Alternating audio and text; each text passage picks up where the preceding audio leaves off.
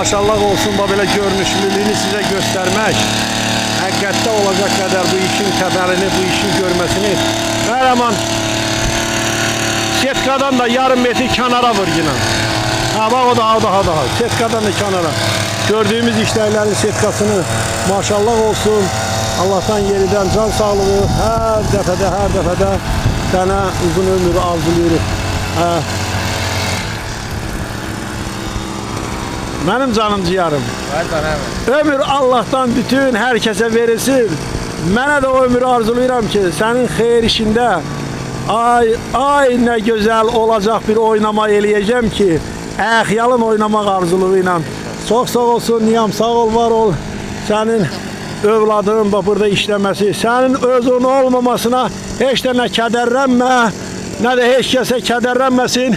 Biz düzdü demiştik grubumuzda, gitmeyeceğiz.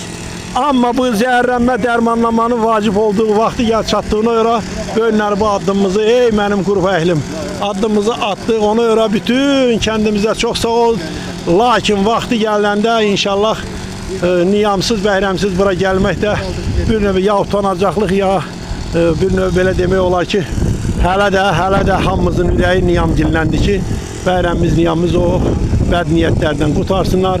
Herkes de canı sağ olacak kadar arzuluğu bak budur. Yeniden bereketli olun. Kahraman görsen hele başa çatmağa. Hay Azer. Azer var ol, Azer var ol, senin dönüp senin gözü. Maşallah olsun. Maşallah olsun. Daha dozan. Oh! Maşallah. Maşallah. Maşallah. Elimize obamıza Allah değmesin. Allah hiç kese qəsdən değmez. Ama kendimizin üstünden şeytanı, iblisi, haini, kara kölgeni, bəd olanları, inşallah o uzakları, ürəkləri bizle olanlar var olsun. Təslim olanların yönüne münasibətli, ürəkli vədliklərdən keçdim. Birliğimizin sayesi, gücümüzün sayesi həmişə bir olacak ki, bak beləsinə maşallah olsun. Yekun açtırmış sahilde axırıncı aparatların zapravkasıdır. Bu aparatların zapravkası ilə də bərəkət arzuluyoruz ki, tam qəbristanlığımızın ambarın dalı deyilən bir yerin tamamlamış oluruq. Mən də öz zəhmətimi halal edirəm öz qəbristanlığıma. Öz qəbristanlıqlarımıza Allah rəhmət eləsin arzuluyorum.